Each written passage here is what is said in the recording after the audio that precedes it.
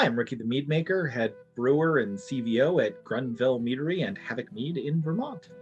So, Ricky, talk a little bit about your meadery. Like, how long has it been around? How big is your team? And you said you're located in Vermont as well. Yep, yes. So we founded the company in 2013, and we, depending on how you count, we're a little over 20 employees. Around the holidays, we're up to 30.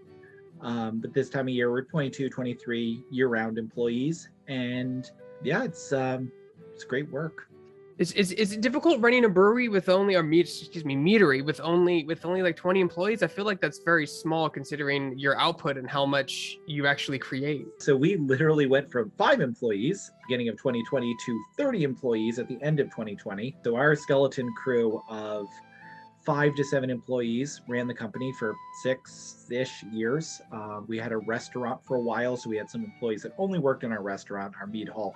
But we went, I think, 6 of our 8 years with between 6 and 7 employees only working the meadery. So now managing a team of 20 is a huge jump for us.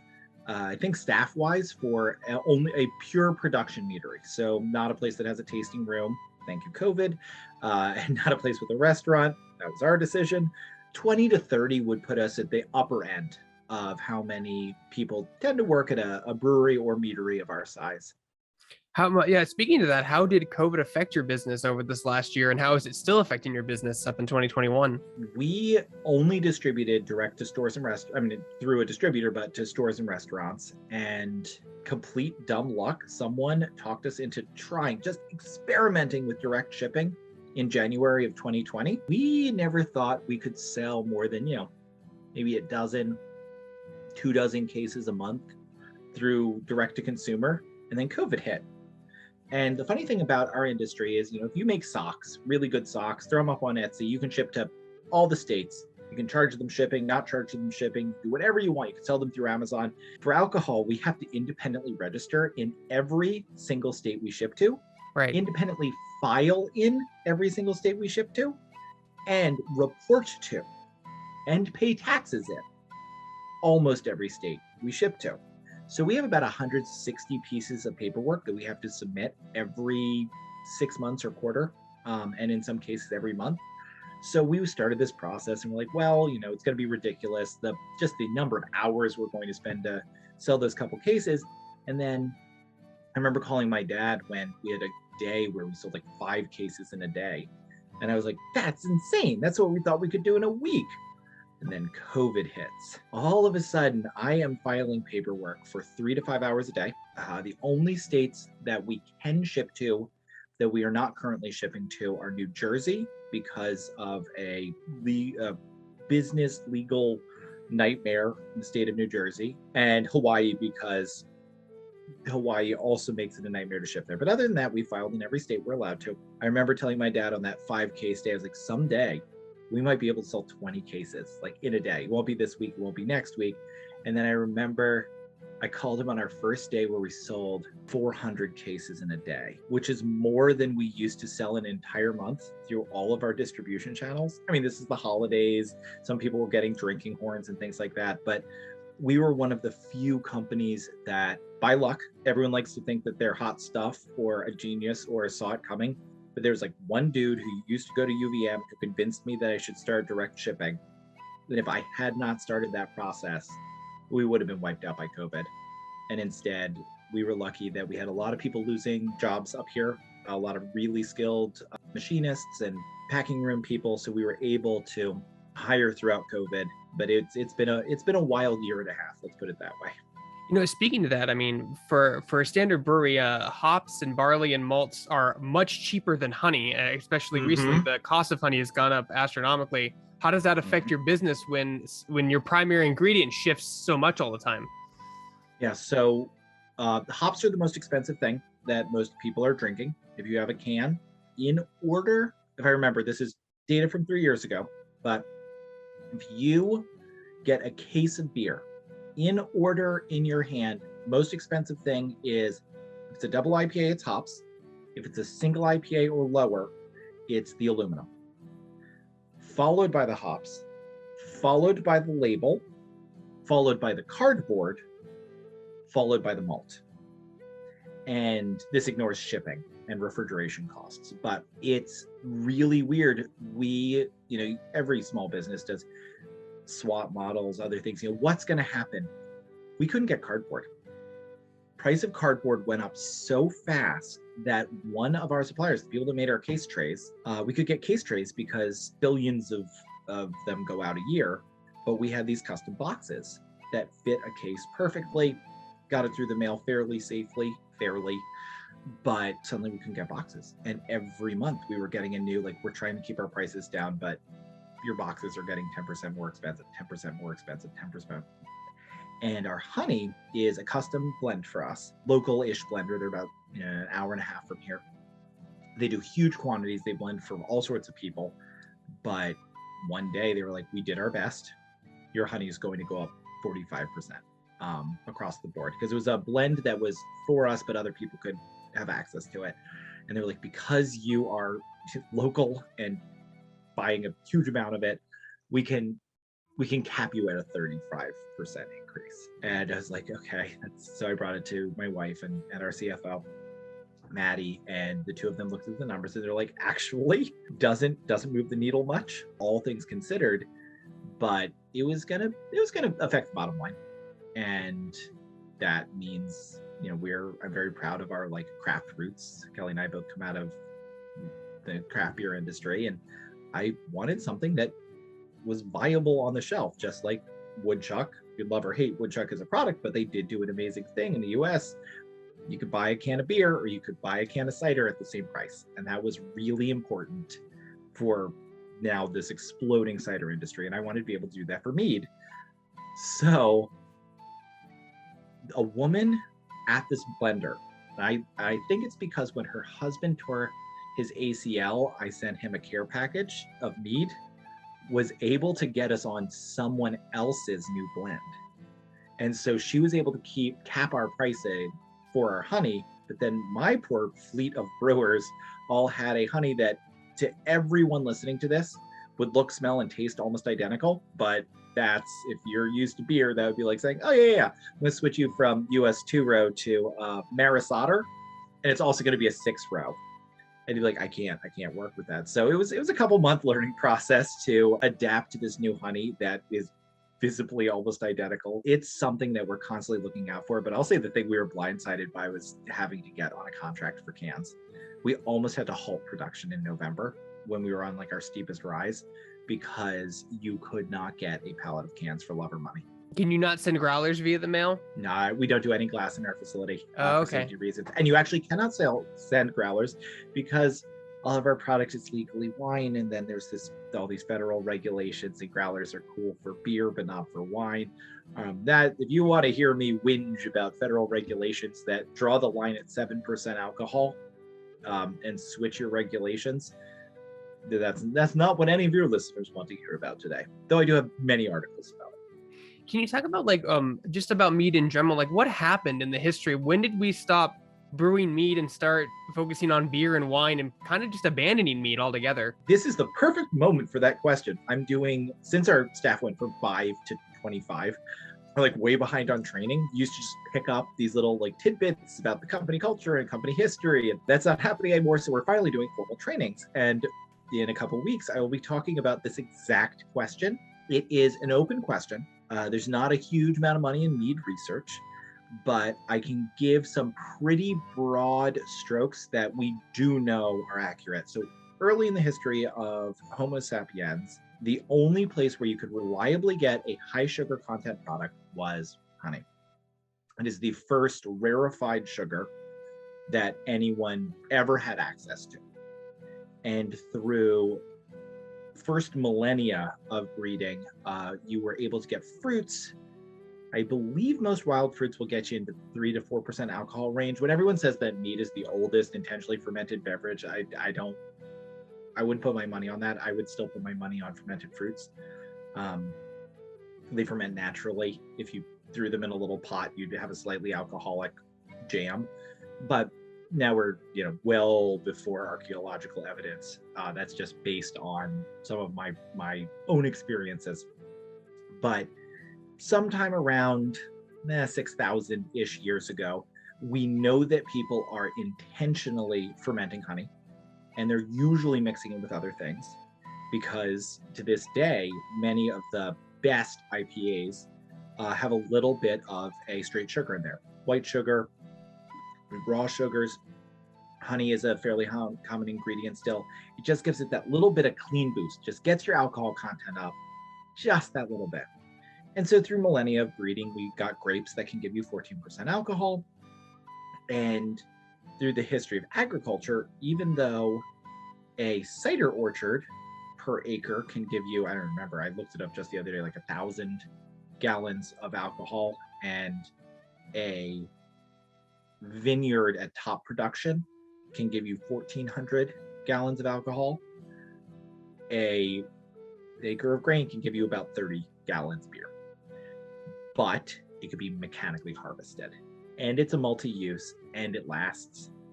And grains grow straight up through central Scandinavia, up through the north of Sweden. That's why you get so many rye beers and things up there.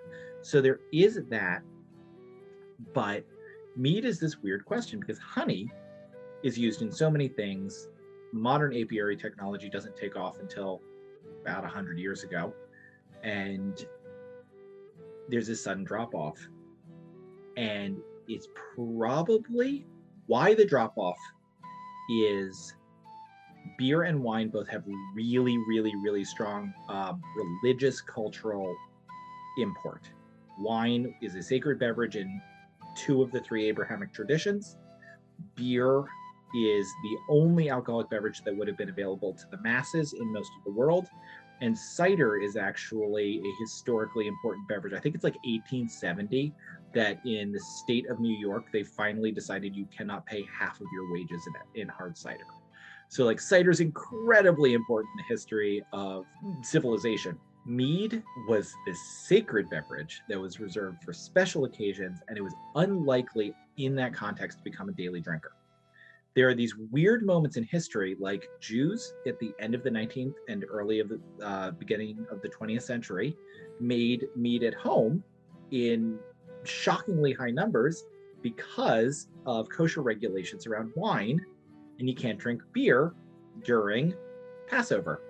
So you get this sudden spike because they cannot get kashrut wine in Illinois in 1877. They can't have beer, but the water wasn't safe to drink. And so mead becomes this really important cultural touchstone. But as soon as you could get Manischewitz everywhere, mead suddenly disappears from the Jewish community. And it's really just because honey has been fairly expensive compared to and it's other hard to sources. harvest. Yeah, like you gotta, it's like you said, all the points you made. And then somewhere in the 1970s and 80s, Charlie Papazian comes along, Jimmy Carter signs homebrewing back into law, and the homebrew community creates this incredible spike of interest in mead. And without the homebrew community, it would be essentially a lost beverage. It would be the same as chicha or Perry's or some of those other historic beverages that just nobody makes anymore. It's interesting too because mead and ciders are one of the 2 alcoholics you can drink kind of green and not be grossed out or gagged or get poisoned. It's one of the 2 beverages you can do that when fermenting. And that's not too common amongst other fermentation processes, beers and wines and whiskeys and stuff. You have 2 different brands. You have your Groennfell Meadery and then your Havoc Meadery, which is a little bit newer. And your Havoc Meadery is basically you're just infusing all your standard mead. Or talk a little about that brand. So Groennfell, we have 3 in the Groennfell line. We've had other ones that have come and gone, but they are all based on historical recipes. I think it's still in the copy. I write a lot and people just hack down what I say and make it fit on the can. But I can point for every single thing made by Groennfell to historically when and where that beverage was brewed and how we changed it and why we changed it. So Old Wayfarer is a perfect example. We cannot get forest honey in the United States, certainly not in the quantities we need. I believe we brew more Old Wayfarer per year than the entire Black Forest would produce for honey to make it. So we got a special blend to try to replicate those flavors. And then on the Havoc side, We had no competition. We there was no other meadery making craft mead in New England, let alone in Vermont, way up here in a corner where we have 600,000 people in the whole state. Like, we're the last place that if you want to make a buck, you should open up an alcohol producer. But because of that, we're really excited. We're all good friends. So we made up our own competition, which is Havoc. But Havoc, we allowed our designer and assistant brewer at the time to really drive that product. And what we came up with for our guiding vision for each was, Groennfell, to this day, I need to follow my own rules that I set. I need to be able to point to when and where and why. And they're almost exclusively old world ingredients. We've made a few exceptions to be able to use local things to Vermont. And then the Havoc side is really founded on the craft culture that Kelly and I came out of. So that's where you get your weird and wild infusions. I mean, we have, as far as I know, the first sour mead series that anyone has made, and it's been wildly popular. Who knew that the world was just waiting for sour meads? And that's where our coffee line is. We do coffee meads every once in a while when we get a bundle of it. But that was the concept behind it, and it's been a really successful model for us, so that my brew team can, when they're developing products, really think through what values are we trying to meet as we develop this. And when you're making your Havoc mead specifically, are you taking the same process of your 3 standard meads and just infusing them after the fact, or is it a whole different process? Depends on the mead. So Old Wayfarer, Nordic Farmhouse, and Psychopomp, so that's 2 Groennfell products and 1 Havoc product, are fundamentally, the day they are brewed, that is what they are going to become. In the mead making industry, we're really lucky about this. Beer and wine can't really do it, but we get to work with bases. So Valkyrie's Choice, Root of All Evil, Hop Swarm, and then our summer seasonal Buckland are all based on the same base. So we're able to work with the same concept across both brands.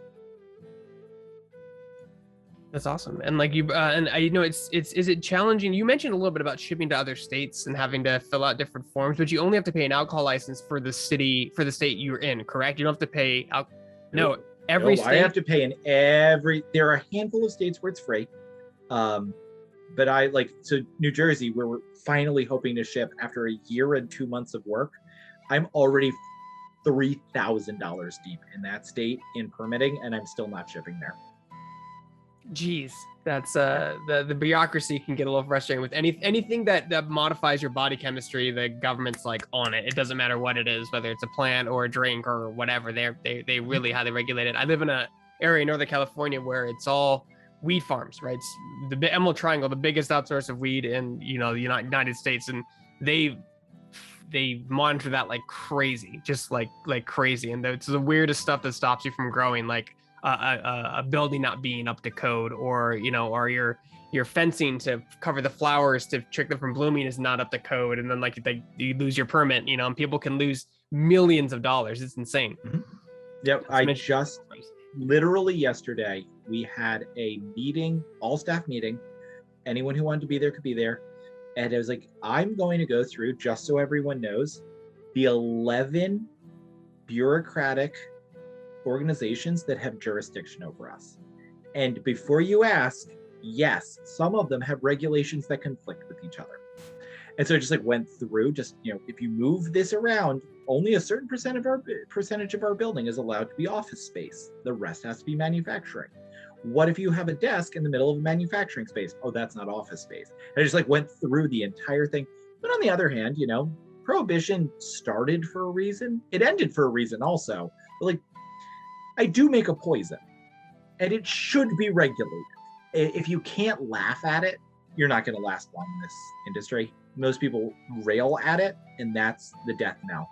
Yeah, I mean, you could complain about it all you want, but this is what it is. Yeah, this is what it is. There's nothing you can do. I mean, you can lobby against it, when the votes come or whatever, write letters, but I mean, we made 3 major federal changes to Mead in the last 8 years, and this is one of the most impressive things that our industry has ever accomplished, because they have only updated CFR 24 5 times since Prohibition, major updates.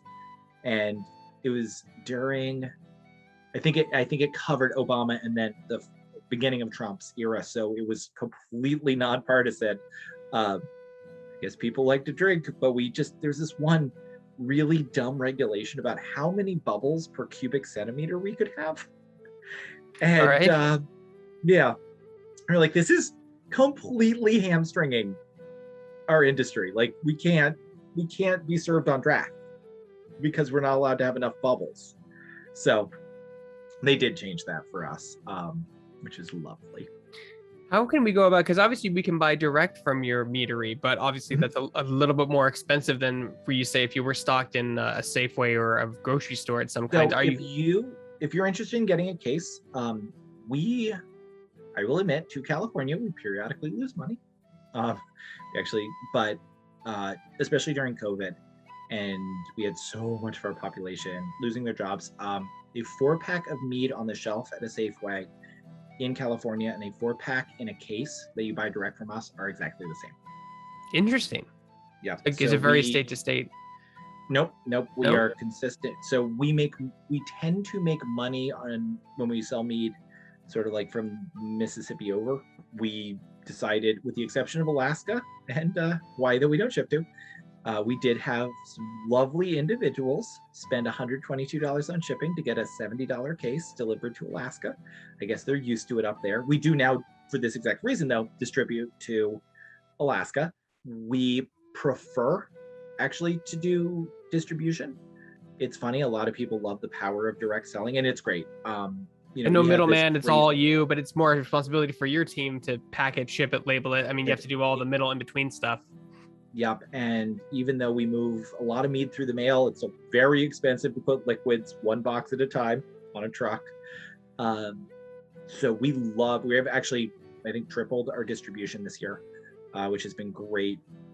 And it's also that, I worked at a really lovely beer store / homebrew shop, and I like the idea that I could make, about the same amount of money, but also be supporting jobs in each community that people are drinking in. If I could genuinely be the Amazon of mead, I don't know that I would say no, but I have no interest in going to space. So I'd really rather support the 3-tier distribution system. I love bar and pub culture. It's the reason we had a mead hall. I like the idea of people sitting around in a pub. I used to live in Berkeley, and there was still a pub where you could smoke because they took one of the walls of the building out. It's funny, you could smoke a pipe in there. Eventually, I heard that they were finally shut down. They're like, it's still a building, even though a wall is missing. But there's people sitting around in big leather chairs, drinking a pint of mead, cider, or beer, and smoking a pipe. Is like, that's totally my scene. And that's something. So if you want us in stores near you, we have to have a distributor. That's part of the post-prohibition 3-tier distribution regulations.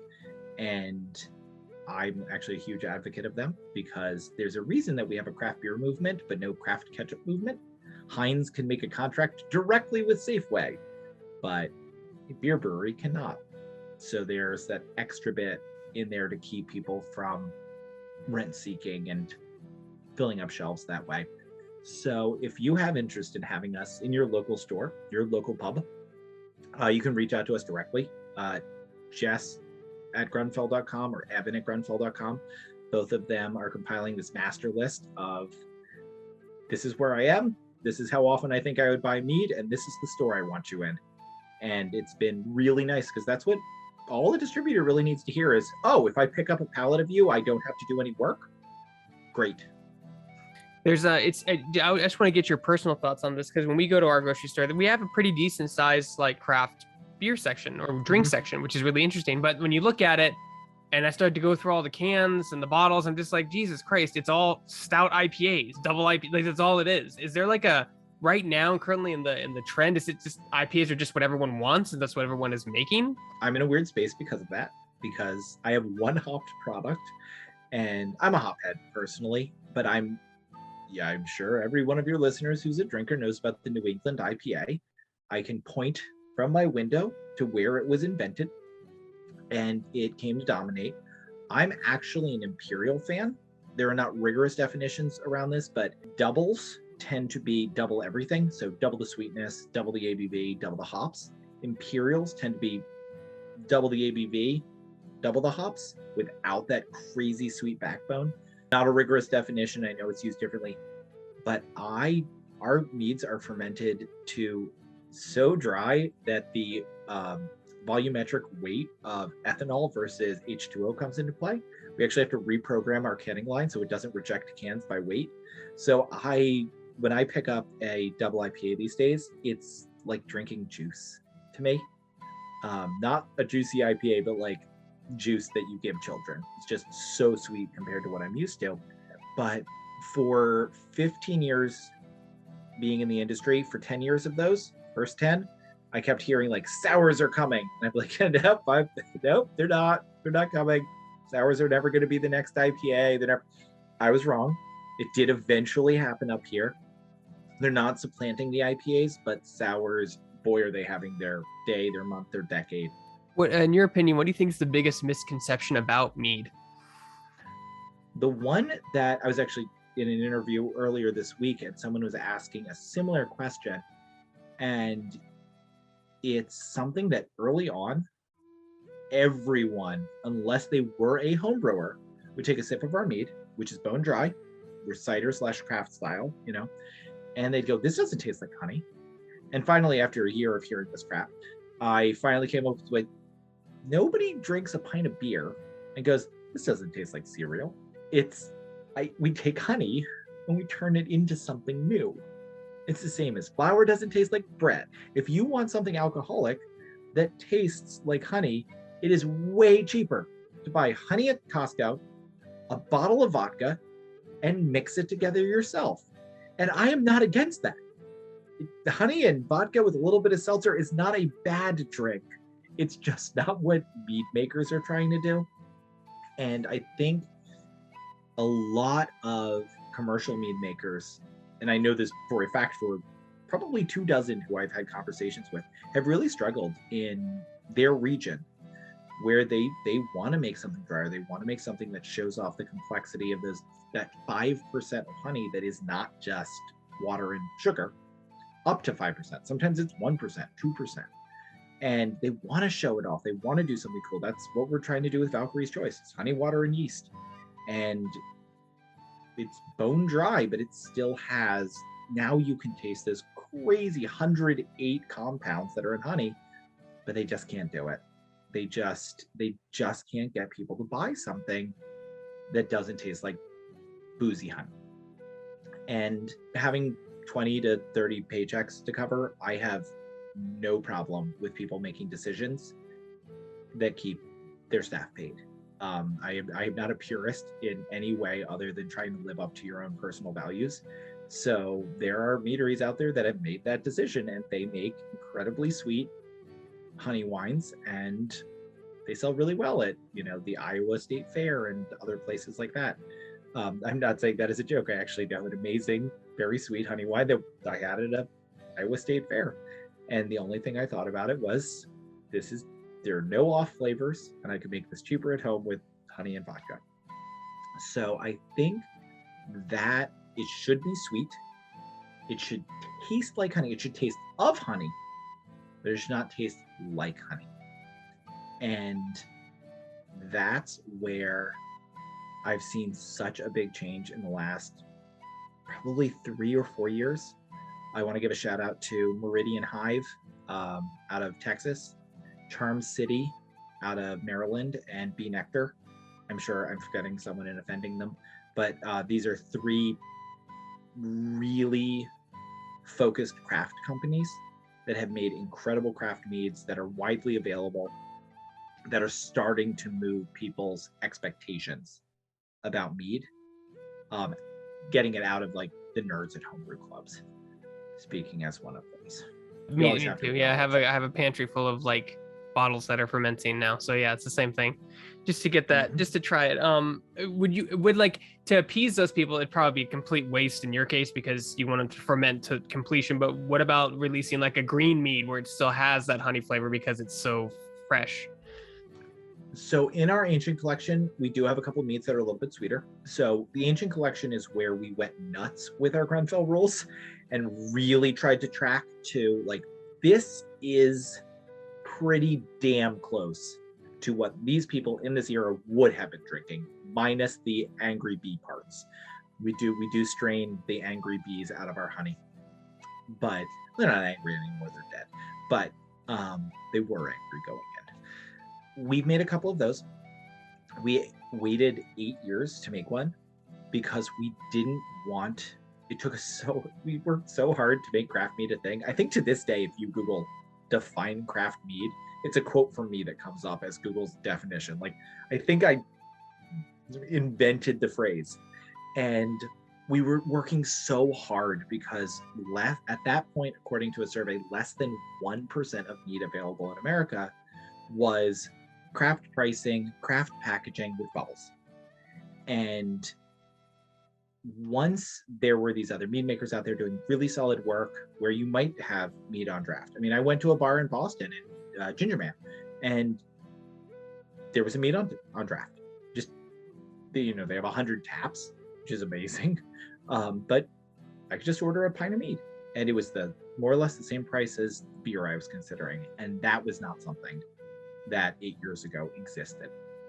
You couldn't walk into an Italian restaurant and choose between a Prosecco and a sour cranberry mead. But now, even in states that I'm not in, selling my sour cranberry mead. And that's the thing. I think that's why so many people in the mead making industry are such good friends, is we all see each other as potential allies, working to make an entire industry segment. A meteor world.